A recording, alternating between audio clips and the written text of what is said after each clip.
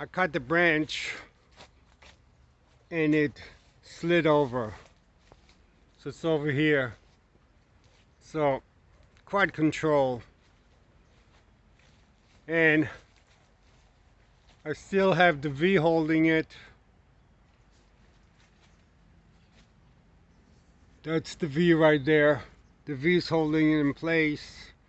And since this is loose, it's loose from the bark of the horizontal branch. It's just loose right now. So I'm going to come over with the SunJoe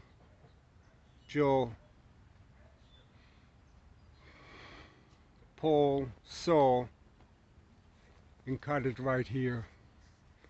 I'm going to cut it right here, and I'm going to get rid of this little branch.